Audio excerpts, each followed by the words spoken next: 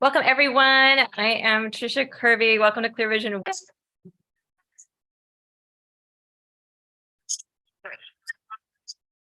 Sorry, my bad. So we have our topic today is bouncing your way to better vision. And this is with Dr. Ray Gottlieb, who is really one of the foremost natural vision improvement teachers in the world. And I'm super honored to have him here as a guest. We actually met, I'm going to just give a quick intro story, back in, I think it's 2006 at the Centauros conference. I live in Florida, and the conference was in St. Petersburg, where Ray lives. And I was an artist, and I thought it was a conference about color. And so I thought, oh, I want to go as a color, it'll be art and stuff. And then no, it wasn't. It was a bunch of eye doctors, and I was the only layperson there. So I kind of talked my way in. I met Ray, I met all these other eye vision improvement doctors who thought so far out of the box. It was like a new world to me about color and light therapy and all of that. And that's how I met Ray. So I want to introduce Ray, and we are going to have a really fun, interesting talk. So be prepared. This is going to be a little outside of your box. We're going to take this in a lot of different directions, and you're going to come out of this with a whole new awareness and insight on natural vision improvement and learning and education and how to increase your brain and be your highest potential. All right, so let me bring you on, Ray. I'm going to add spotlight here. Oops, hang on a second. Go to spotlight. All right, there you go, Ray. You are on. Yeah, I just want to remind myself that I've never put an ad in that says that the Symphonics group is going to have a meeting in the area, but that particular year I did, and the reason that you were there is because you read about it in that paper that I put the ad in. That's really true. Exactly. That is exactly true. I saw an ad in a little magazine. True. So tell us about you. Introduce yourself first. You're Dean of the Symphonics College, but like some of your teaching background and how you got into the debates that you're a retired eye doctor. Okay. So, yeah, I so many things in my life, at least, and probably everybody else's, are things that happen by chance. And I became an optometrist by chance. There was become an optometrist handout in front of me on a table, and I pulled it up and I looked at it and said, oh, that might be good. Work with people, and you can make some money, and you don't have to deal with blood if you're an optometrist.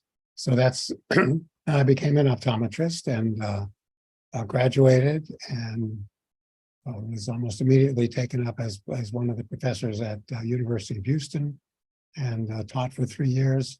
Got very involved. This is back in 1966. I think I started at Houston.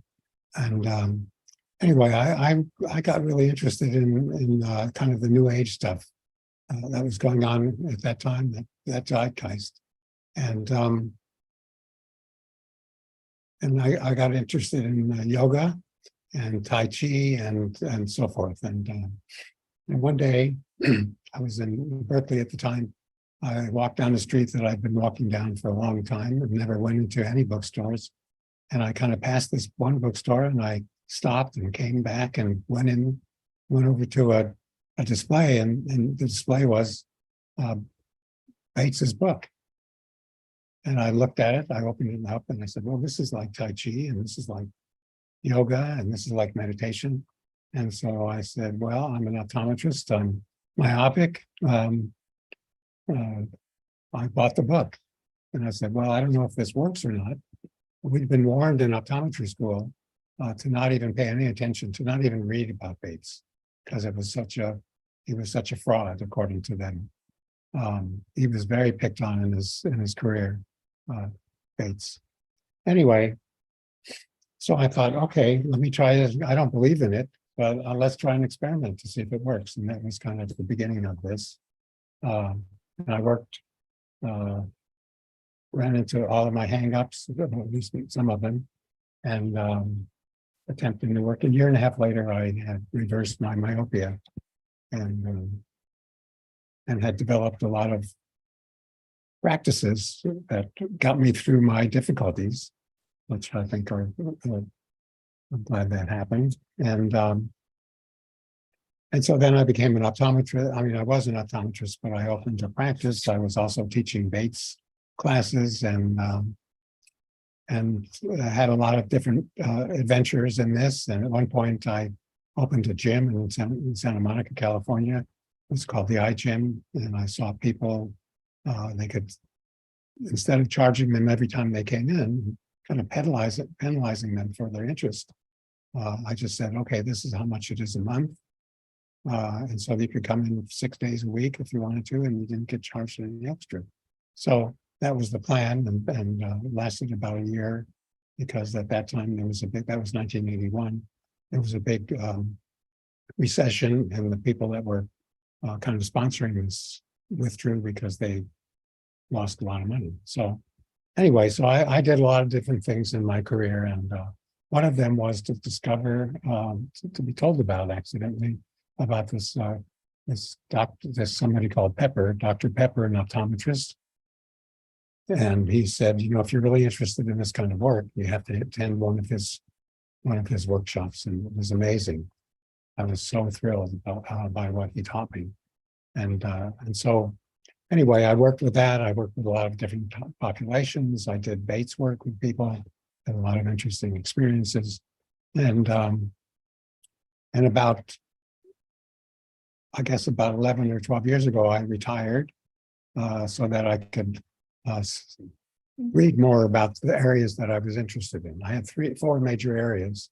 One was presbyopia, which is what happens to middle-aged people, and everybody believes that it can't be reversed or prevented, but I invented an exercise that actually, at least for a good percentage of people, will reverse or prevent presbyopia.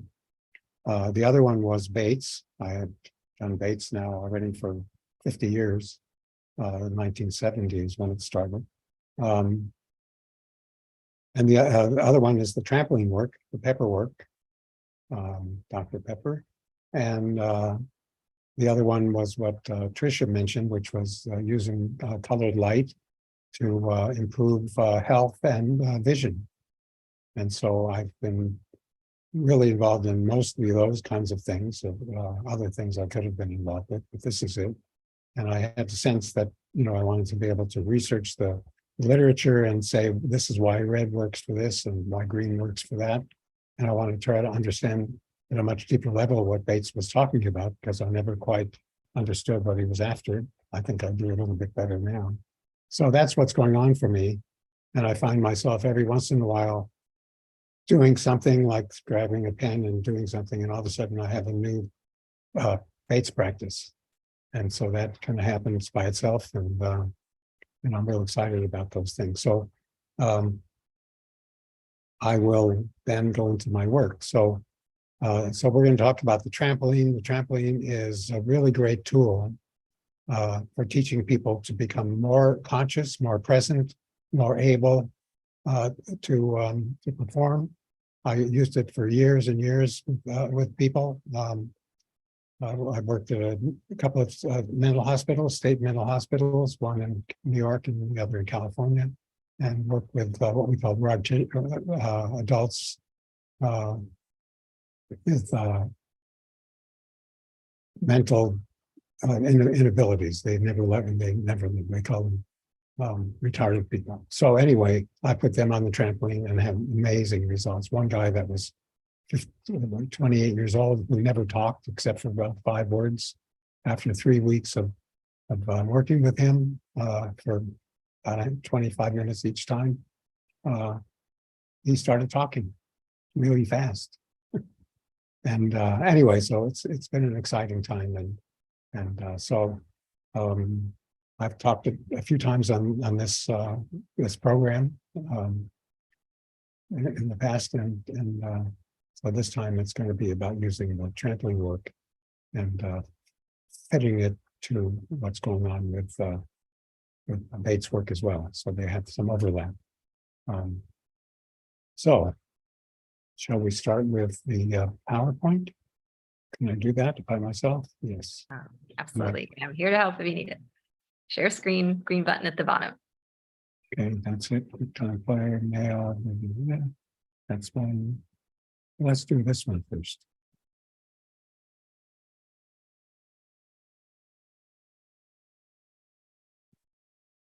It's not opening.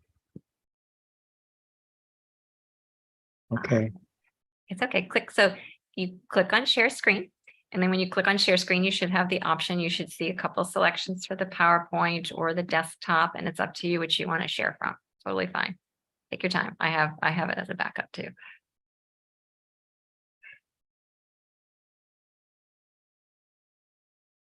I'm looking to see because it's over here. I can move it on maybe. Yes, there it is. Oh, there it is. Share. Okay. So, yes.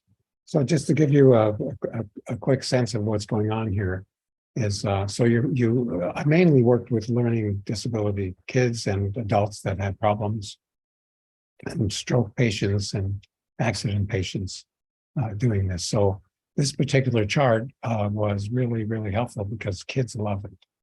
So, and how it works is that while you're bouncing on the trampoline, right when your feet are at the bottom of the bounce, you're going to say, on the first one, you're going to say oink.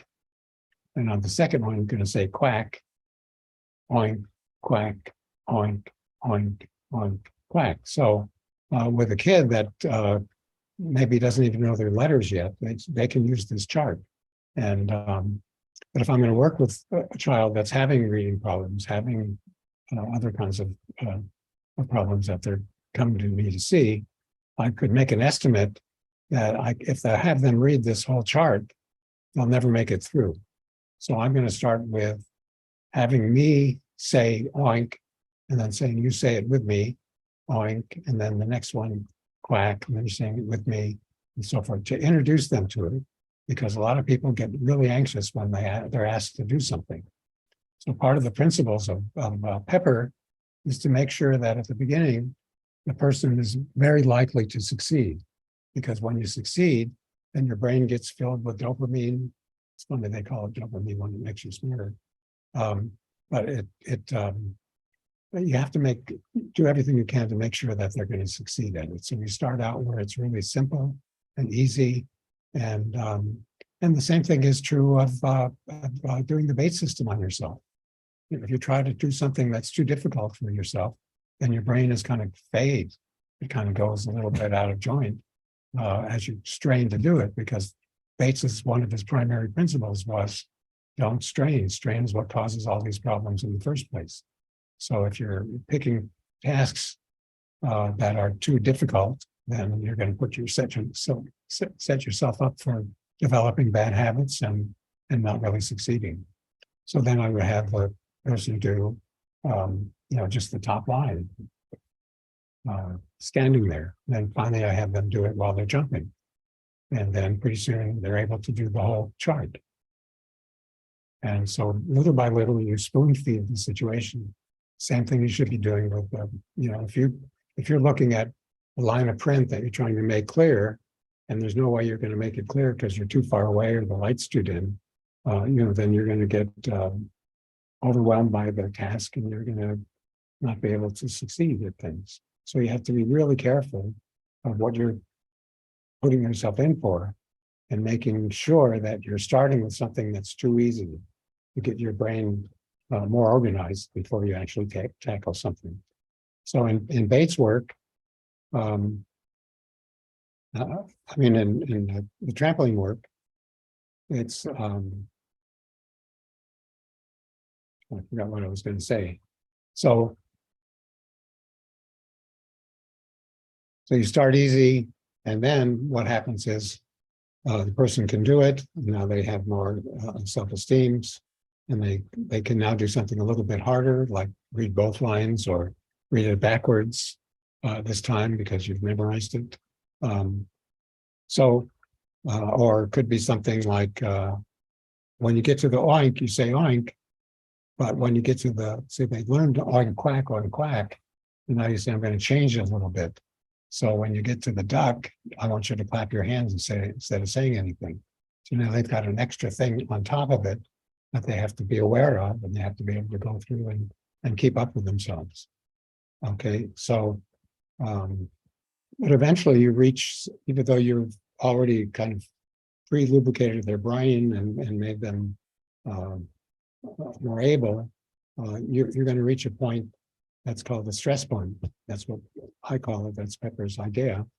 It's kind of a threshold between when you can do something and look like $1 million doing it and not making any mistakes, and perhaps not being able to do it for the first time because it's a little bit beyond your present level of organization. So being able to so now before that you've looked like $1 million, but now you get to the place where you can't succeed at it the first time, maybe not even the second time. And what happens is what I call negative stress point behaviors show up. And what does that mean? It means that you try to avoid doing it, you make excuses, you run away, I'm too tired. All these things come up because you don't want to expose yourself to that failure again. And that's one of the things that happens with people that do the Bates thing for a while and then they have too positive of expectations, too great an expectation for how successful they're going to be. And so then when they're not reaching that point, then they say, well, this isn't fun. It was fun before, now it's fun. Now it's not fun. So you have to be aware of that. And what Pepper called it is that there are people who are really tied into very much wanting to gain the product. The product is clear vision, for example. And so everything they do is like judged on getting the product. And so that's one way of looking at it. And the other way of looking at it is I'm going to look at the process of how I'm doing it. What can I learn from how I'm attacking or attempting to learn how to see better? What can I learn about myself, especially something that applies to not quitting when things aren't going well. So that's process versus product mentality, and kids get trained to go into process to product because when they do something really well, the parent says, "Wow, you're so smart! You really did that. That's so good. You did such a good job." Well, pretty soon they get the idea that if they if they can't do it, then they're stupid. There's something wrong with them. But somebody that's process oriented, and it's much better to say to the child, "Wow, you really made a good effort on that. That was good." Make that kind of effort. So there's a different way of saying it, and I think that's quite important for yourself and in this work as well as for your children and other ways you live in your life. So it's another of Pepper's things that I think is appropriate here. So that's the only quack chart. And there are other charts. There's another oink quack chart. Here's one. Can you bounce on the trampoline and say 1 on this one, 2 on the other, 1, 2, 0, 1? Can you bounce and say the number of fingers that are up on this chart? That's not so easy because we see a number is a lot easier than saying, oh, there's 1 up there, it's got to be 1. So again, you would practice in a way that you expect that you can succeed. And if you don't succeed, it's because you've made the wrong choice, not because you're an idiot, but say, well, wait a minute, let me see if I can just do the first 3 without jumping, and let me get up to speed. So similar thing, when you're doing learning some new practice for Bates, say, well, what can I do here that is not expecting things and then having me kind of cave in the process of doing it and not want to do it anymore. This makes me tired. I don't want to do it anymore. So anyway, so that's another one. This one is so when I'm working with somebody, it gets really complicated So I could say, okay, I want you to spell this. Each bounce is the next letter. So they go B on the first bounce, I, G on the next bounce. I'll say, great. Let's see what happens if you try to go backwards. G, I, B. Okay, now on the B, you're going to say B, but on the I, it's a vowel. And anytime you come to a vowel, instead of saying the vowel, I want you to clap your hands. So instead of B, I, G, it's B, G. So that's another level of being able to predict what's going to happen, to be prepared, anticipate what's going to happen, and not fall apart when you do it. So this one is harder, ATE, because you got a vowel here. If they don't know the vowels, then I put an underline on the blackboard or something that says, because I deal a lot, now I work a lot with musicians, with pianists, and a lot of them are from other countries and don't speak English as well. And so they don't know right off the top of their head what a vowel is. So I make it apparent for them. So this one would be clap, T, clap. This one would be F, clap, and it says Y is always a vowel in this room.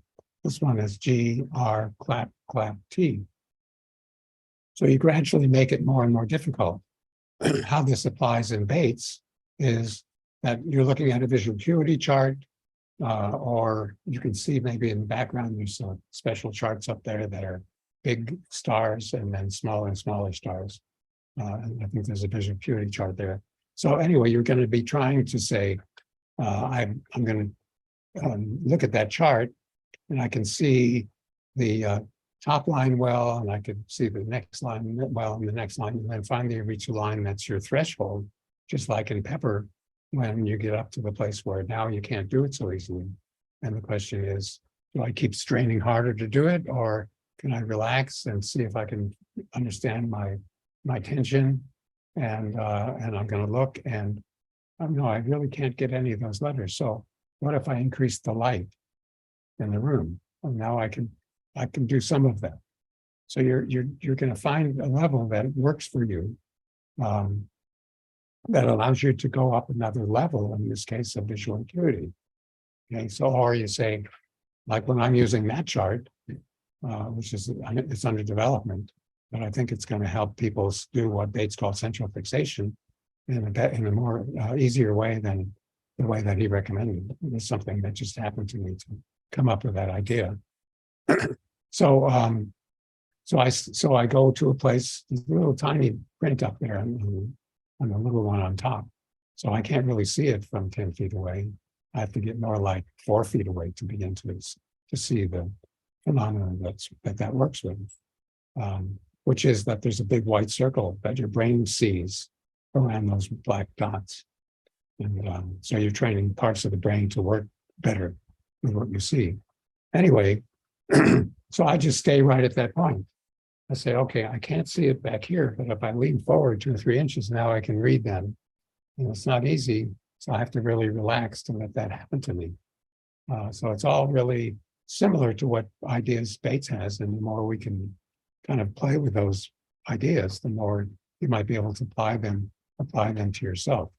It's like when I'm working with the pianists, I tell them, I can't make you the best pianist, but what I hope to do is make you a better coach for yourself when you're alone in the practice room, learning a new piece of piano for the piano. And so then I do this kind of work with them, and I watch what their negative stress point behaviors are. I would watch how they attack learning new things, and I coach them just like a high jump coach is going to say, if you're getting a little tired, maybe we should do something else for a little while or take a rest. And so you're going to learn how to do that for yourself. And that's what I'm trying to do here. I'm trying to make you a better coach for yourself in the process of trying to understand and create better vision for yourself with Bates's ideas. Anyway, you can finally get to some really, really difficult things. This is a whole sentence. This sentence is really difficult because there's a lot of vowels in it. And in this one, it's a little difficult to explain, but when you get to the vowel, instead of not saying anything on the vowel or clapping your hands on the vowel, you're going to make a bounce and then turn left or right. So So I don't have time to really explain it but it's very, very difficult. And eventually, like when will we have fun? I'll have the person go through it forwards. And when they come to the space, they don't say anything. Then they might go to not saying anything in the vowels, but clapping on the spaces, and then doing it backwards. That's a little bit harder. Finally, doing something like saying the first word first, and then the last, the first letter, then the last letter, then the next letter from the end, from the beginning, one from the end, and go in like that, and you have to put the spaces in. So much more difficult to do. When they can do it, they say, well, maybe they should start with the end of fun and go the other way. Or I start them with that sentence written on the blackboard, but they have to turn the other way and have to see if they can do it from memory. And again, it's going, oh my God, I'll never be able to do that. But if I coach them right, if I teach them as I'm doing that, how to coach themselves right, pretty soon they can do it not only forwards from memory, but they can do it backwards from memory. But if I first started with that, they wouldn't be able to ever have the perseverance to keep their brain in order to be able to do that. So, so that's how we work with the pepper work. There's a number chart. These are odd and even numbers, as well as black on white and white on black. So now I have all these choices, these details, that I can have them do something really complicated. So I won't take them up to that place. And what happens is they learn how to learn better. They become more flowing in how they do things. They become more present. And if Bates does anything, it's try to be present where your attention is. Because what happens is we start going off in all these directions. But this is more of a mindfulness approach to seeing what you're seeing at the time that you're seeing it. And to be able to let go of it and to move to the next thing. So this is another chart. So I'm making things more difficult. This is one of just letters. Again, anytime you come to one of the letters in your name, then you clap your hands and so forth. Just all kinds of difficulties. This one is a famous test called the Stroop test or training. So this says red, but it's green. But this says yellow and it's yellow. So I can say, I want you to say the name of that's written there, like it would be red, blue, yellow, green, so forth as they jump on the trampoline. But I can say, okay, instead of that, I want you to say the color of ink that it's written in. And so that's very difficult. They use it for all kinds of things. You know, if there's a new drug that's supposed to improve memory, then, or cognition, you know, they'll use this as a test to see whether their drug worked or whether their method worked. So it's another type of thing. Arrow charts would be when you see the down arrow, you go down with your hands at the same time. This is right, down, down, left, up. So that's not so hard for me because I've done it before, but for some people it'd be really difficult. But it depends on how old you are, and you know, some people are really good right away. But if I said to you, when it's pointing down, I want you to say up. That's difficult, especially if you're making your hands go down while you're saying up. So this would be up, right, down, and so forth. So there's a lot that's very difficult to do. And again, you're getting to be able to anticipate what's coming by leaving what you're looking at. See, Bates was talking about the stare. So a lot of times what we're in we do something, and we keep looking at it to make sure we did it right, instead of letting go and getting ready early for the next thing that's coming. And so that's also part of what Bates talked about, and certainly a big part of what Pepper's work was. So I wanted to talk about that and mention another thing. So I talked a little bit, I think, about recovery. So recovery is when you make a mistake, do you know what the mistake was? Do you know that you made a mistake? So if I'm working with somebody on this chart and they leave a number out and they get to the end of this line, the question is, Now, the rule is when you make a mistake, you're supposed to stop and tell me what the mistake was. Stop as soon as you can. So what happens is they go through and they make a mistake right here, and they get to the end and I say, did you make a mistake? And they go, I don't know. So they weren't all there, like present, they weren't present. So, and sometimes you can say, I'm going to move my finger along the bottom. And when you get to the place where you think you made a mistake, and oftentimes they know that they say, oh, I think if I made a mistake, that's where it would begin. So it's really interesting. They don't know they made a mistake, but when you point it out to them. So then pretty soon they can make a mistake and know that they made the mistake. Stop. Say, I forgot to say I pronounced 23 instead of 32, for example. So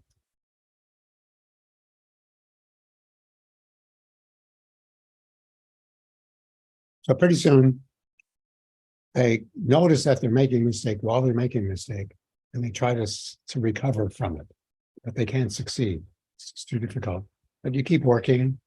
It doesn't have to be the same set of letters. You keep working, and now they start to make a mistake, and they can actually recover from it before they actually make the mistake. But it took so much room, so much time, so much effort that they make a mistake right after that. It's like a pianist that says, this is a really difficult part. I'm going to try to do it well. And then when do they make a mistake? After they finished. Is it more than now? They didn't get ready for the next thing. But if you can do it and then anticipate, then that's going to be much better for you. And it kind of applies to Bates as well. So the next step would be that they actually can recover, like a pianist. Say they start to make a mistake and they recover and they can keep going, but that mistake made the kind of the music, the emotion of the music. There's like a little bump, and you go, "Oh, what happened?" So it's not a perfect playing thing, but eventually they can be so ahead of what's coming. They're also able to anticipate what's coming. They can actually stop a mistake before it happens. And so that's one of the things that has some application. Like Bates was always trying to get people to move from one thing to the next thing, with their eyes, to move around in such a way as their eyes can see in a different way. And it's hard to do that. So you have to create an easier task in order to be able to begin to see that and notice that when you're not, because if you're practicing the wrong way for a long period of time, then you're kind of embedding negative behaviors. So knowing if you're doing it right or not, and sometimes you have to slow it way down to be able to do it, if you've made a mistake or not. Anyways, so those are some of the things. There's also, see if this works.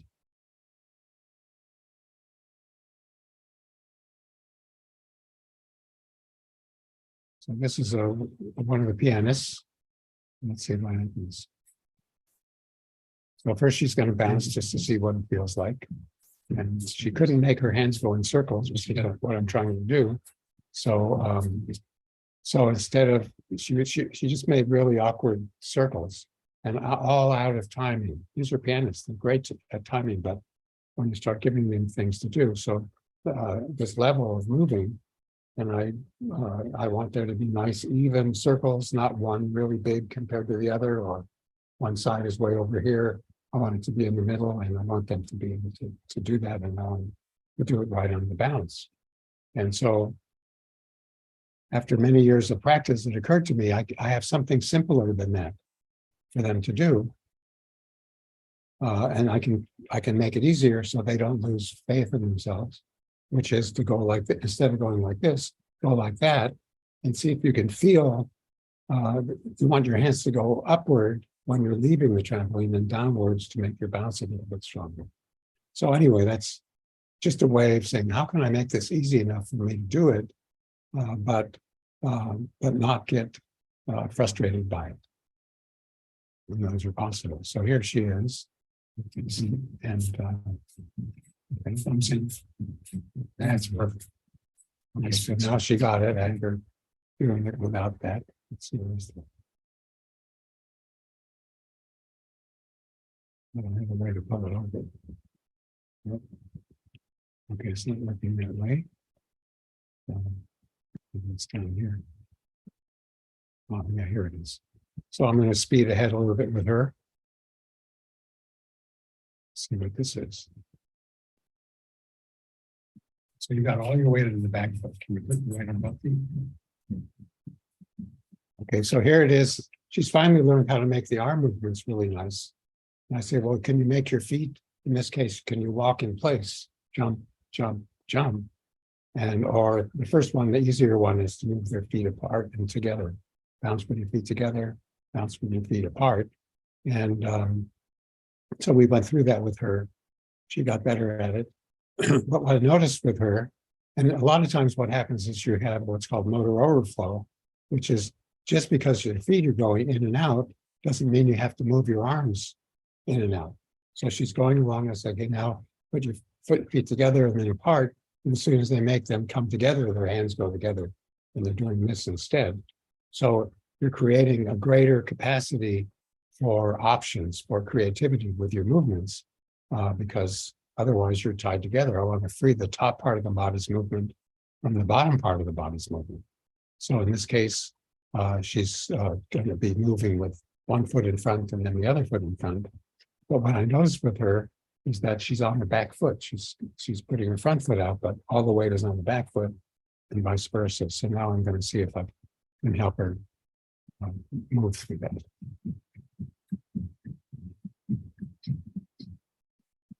So now she's doing it better. Can you do this one, Pete? So that's an express train, like you ride into the Washington DC. Okay, so now she's doing that and putting her feet. But if you actually put your feet from one foot being in front of the other to both of them be even, and then with the other foot in front of the other, that's much harder and move your hands at the same time. So we're gradually feeding her. This is, watch me. This is a local. I call it a local and express training.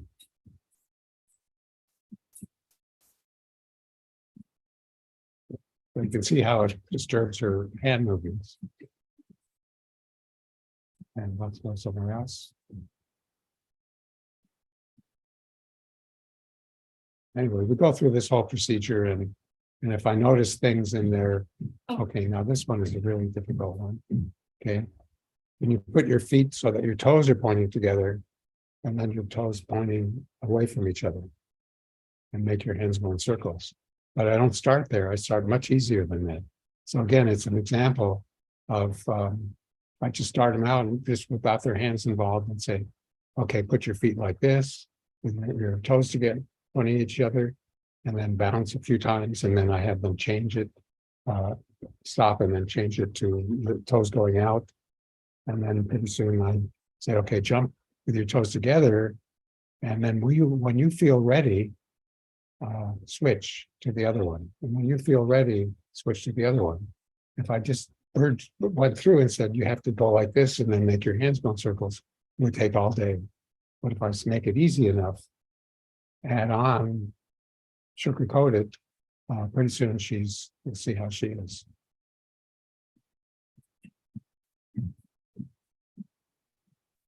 And now she's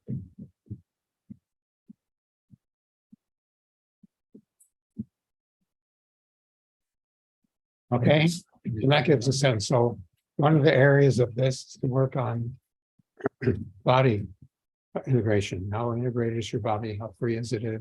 How many things can you do at once and succeed at doing it? And then the other is the cognitive aspect, which was these numbers and so forth.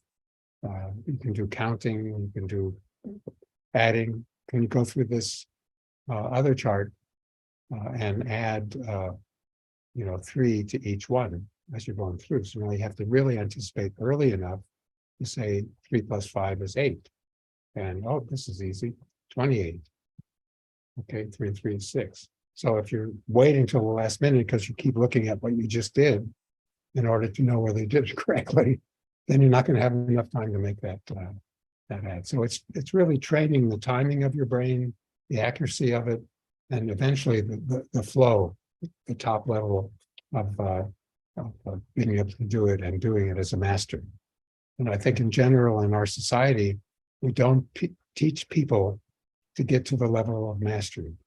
We stop the teachers, our parents, ourselves. We don't go like learning how to walk. If we made sure that every child, as they're learning to walk, is able to walk on a tightrope, that's going to really integrate their body in a whole other way than just learning how to walk. And if you do it right, you can train people to be able to walk on a tightrope and to do other things like gymnastics people. So, so it's again, something that really needs to change in our society, that we should not just stop on our vision improvement, but really try to go at another level. I wrote an article one time called Teaching for Mastery, Education for Mystery. And so mastery is the point I just made, which is that we want to train ourselves and train our children and our students to reach as high a level as they can, level of mastery. And you can do it by making it easy enough to succeed and gradually going through the stress point until they get to a very high level.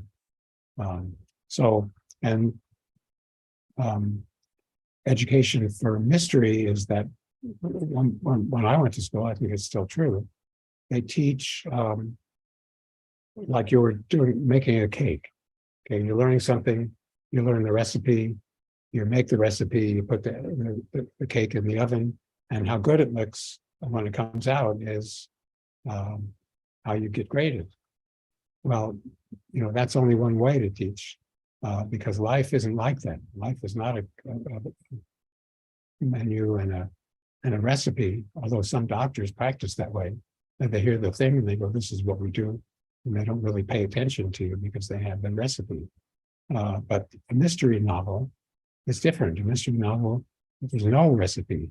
You go along and you kind of learn a few of the details and you go, I think the butler did it. But then you keep reading and you find out, no, the butler, he was in South Carolina at the time. He couldn't have done it. And so you take it again and you look, well, maybe it was the niece. She was staying there at the time. Anyway, life is more like that. You make a prediction and then you see whether it was right or not. You don't just ignore it from then on. You say, do I have everything packed in the right way? Say, well, maybe I think I left my charging cord in the wall. So you go back. Anyway, that was something that I came up with. So there's all these. What Pepper said is, there's 5 questions. How do you know when you've reached mastery? How do you know when you've really learned something? And so he said there's 5 questions. The first question is, can I do it? Okay, that means that I can do it. So if you're a pianist, if you can play the right notes at the right time, then yes, I can do it. But I keep looking at myself instead of that point. I'll see if I can change my habit. So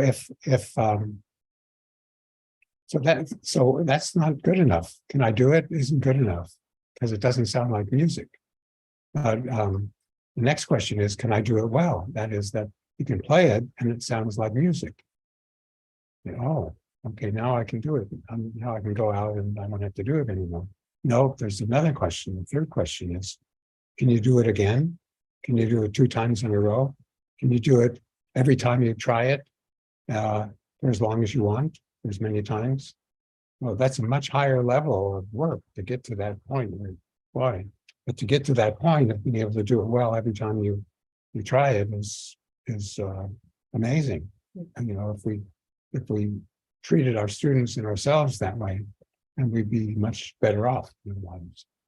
The world would be a better place. So The next level, there was 5 questions. The next one is, can I do it well, but differently? Like, can the pianist play it with better, louder or softer? You play, change those dynamics as you play it, or so because a lot of times what happens to the pianist is they learn a piece and teacher and they can't play it at all. And why? Because they learned it on their piano with those acoustic. When they go into their teacher, it's a different piano and the acoustics are different. So now they fall apart because they didn't do it in a different way. And so that's important. And the final question is, can I do it as if God is coming through me, as if I'm just flowing and able to make creative moves in doing the music or whatever it is? Can I do that? So that's something to think about also. Can I raise my level of doing things? Okay, so let's see what else.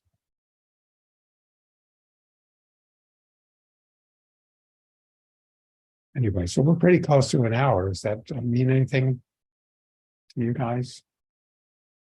You're doing great. If there's anything that you want to share as we move towards the hour, go for it. But this has been really, really wonderful. I mean, I'm learning a lot, and I know that the folks online listening are learning a lot too. So well, I have a question. So how about if someone was at home and they happen to have a small trampoline or a big trampoline or a rebounder, and they wanted to try like just one thing, what's like one thing you could sort of do by yourself that maybe you could do with an eye chart and movement, like just kind of to be playful and starting out? Yeah, I mean, doing it, looking at an eye chart while you're jumping, if you can see that letter while you're moving, while your eyes are moving, that's a pretty high level. So training yourself to see the letters in that situation is a good way to lead up to being able to see 20/20. So then you do it on letters that are just below your threshold, so that you're not in your stress point, and you go through. Well, I've kind of memorized. Let me try the last backwards, and I'll do it backwards, and I'll do it first and last letters. Just all kinds of things to get you into it. I make up little games for myself with these charts that say, well, what if I always look, there's all these stars. What if I looked at the same star? Say, okay, start on the big chart. I see that star in that place in the array. And then I go to the next chart, look at that one. That's one of the things that I play with. But what if I just go through from star to star and see that white circle around it? I wonder if I have that here so you can actually see it. And also, one thing I would like to ask too, you mentioned the threshold. There was a slide you had on how to recognize when you are experiencing a threshold in your learning process, and what are some of the signs of that? Because knowing where your stumbling block is, or you're at a point where your learning is at the maximum that you can handle, and seeing what those signs are is a way to recognize, okay, this isn't a point where I need to give up. This is a point where I need to backtrack, do something that I am more comfortable with and I'm already good at, so I don't end up giving up just because I hit a little bit of a threshold. You know what I'm talking about? So yeah, so there was a slide on that was on the threshold. I did cover this a little bit. When you say I'm too tired to do it anymore, or I don't fit, or my brain isn't working as well as it was, or I have to go to the bathroom, better not do it. I'm so hungry. I mean, all these things that distract you and so forth. And so it's making excuses. So it's like letting people know when you get to that point, if you are making excuses, if you get tired, if you feel like you're a failure, you see improvement, things that you're trying, that's a point to realize, okay, that I'm at my threshold. I'm above my threshold. So and then you go back and say, well, I do need to rest a little bit, and then you come back and you go easy again. Say, what happens if I do? And all of a sudden your brain comes back. So I was going to show that. So is that it? So you see this chart, Which on the big one. If you look at any of those stars, you'll see that there's a white circle around them. That circle's wider than the other white on the page. See that? Yes. Yes. Okay. So, so the brain interprets what you're seeing and fills in some gaps to make it stronger. It's like part of the vision comes from how accurate our eye is as an optical device, and the other part of it is how our brain handles that information. So it's information that comes in, and then the brain creates meaning out of that. And so it's quite a complicated process that takes place. And one of them is that it increases contrast between, in this case, between the white and the white. The white looks much, yeah, the white is much whiter than that's surrounding one of the stars that you're looking at. So that's what I've been playing with, just to so it's improving my acuity. I'm old now, and so I have to do a few more things to keep up with myself in terms of my health and my vision. So I'm working on it. I'm 83 years old next week, and so I'm not supposed to be able to read things, but yet I read without glasses.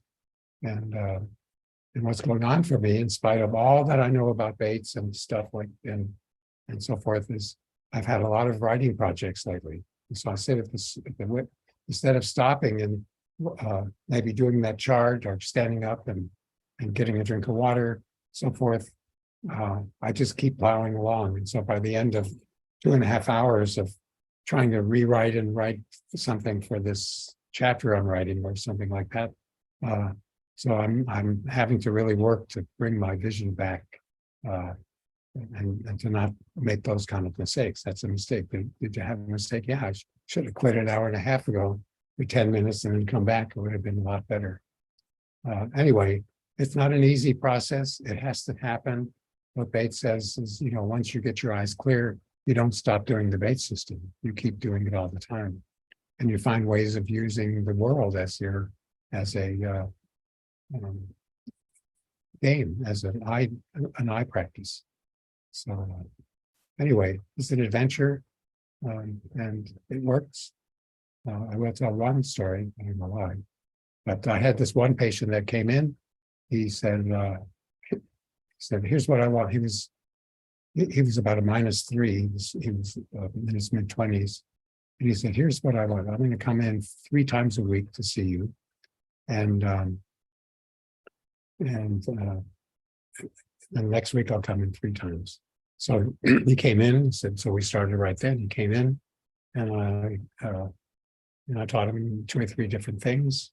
And he came back 2 days later and taught him some more things. And he came back 3 days later, and then the weekend he didn't come, and then he came the next week. And anyway, by around the 10th, 8th time, something like that, he said, I don't need to read, my eyes are perfect. And I did what an optometrist do, is I looked at how their eyes were, and sure enough, he was no longer myopic.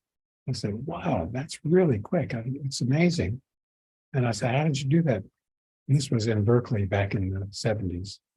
And he said, well, I have a tent in my attic, and I go there to meditate. So when you gave me these charts, these practices to do, I would go up to my place in my attic, my tent, and I would drop acid, and I would do the Bates things that you taught me for the rest of the evening. And then the next day I'd wake up and then go up and drop acid and spend the whole day doing that. And then I'd come to see you the next day and you'd give me new things. And he said, at some point, so it was amazing. So I'm not saying you have to go out and do acid all the time, but those kind of drugs that were really frowned and caused a lot of people to go to jail for long times, they're becoming, they're recognizing them, that there's positive things about them, and a lot to understand.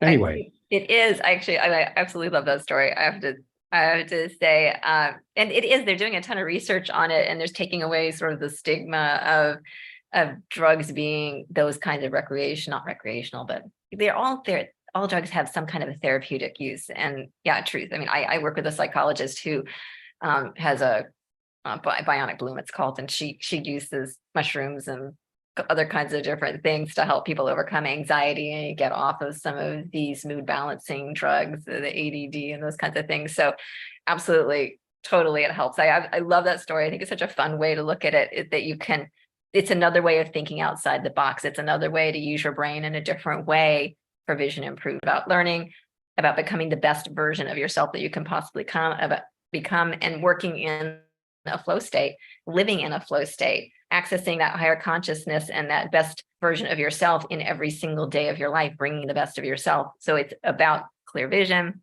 It's about the way that you learn, overcoming, and not giving up on the techniques.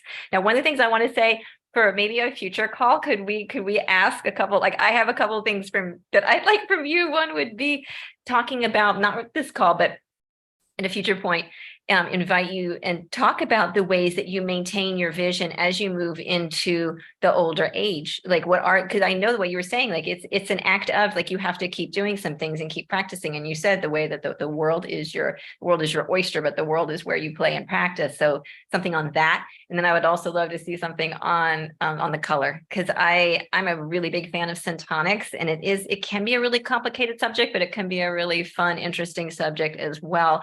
And it's still so not known. It's so not known. Even this is, I mean, more than a decade later after I discovered it, and it helped me overcome a head injury a traumatic brain injury where I was hit by a drunk driver and I couldn't read anymore. And I've always been like a super big reader. I have a master's degree and like 1,000 books, and I couldn't read anything anymore after the accident. And Syntonics rescued me from that, and they got me out of it. And slowly but surely, I have come back to my vision and being able to comprehend what I was reading. And that was strictly because of the color therapy. That was huge for me. So, all right, Ray, we're going to wrap up the call now. So Syntonics I just came back from a conference in South Dakota. It was the Syntonics meeting, and it was our 90th year this year, 1933. So, and at the beginning of when I got involved, there was hardly any research on light and its effects, and it was very poo-pooed by scientists and physicians. But now it's like there's tons of new stuff coming in, and it's really the discoveries these at this time. It's been growing, but it's just amazing what information is coming in. And so I think it's more and more ways to apply color for improving healing, mental problems, and eyes too. Yes. Yeah, when I was at the Syntonics conference, it wasn't just about the eyes. They were talking about the effects on children and learning and the effects on mood. And it was a tremendous amount. I couldn't believe all the things that you could use all these different colors for. And I even used it at one time to heal food poisoning. When I had some food poisoning, and I realized that there's a certain lime green, like a yellow green color syntonically, and I could use that in my eyes, and it actually cured the food poisoning in a matter of about an hour, which is amazing. I couldn't even believe that. So, and I love the Syntonics, and blue is where it's at. The color blue and green, both of those probably my favorites. All right, so I want to thank you again, Ray. Stay on the line because we're going to have you in a little Q&A with our members, Clear Vision Club members on the Zoom. And for everyone else who's been watching, I just want to say thank you so much for joining us. Subscribe to the channel. Check out Claudia's website and her offerings. We are here to help you see us, so stay on the line, and we will see you guys next week. We're going to have an interview with Claudia and Anoa, who is one of our natural vision improvement colleagues and absolutely wonderful, brilliant vision teacher. Thank you, everyone. And hi, Kendra. My daughter is watching. Oh, I saw her name.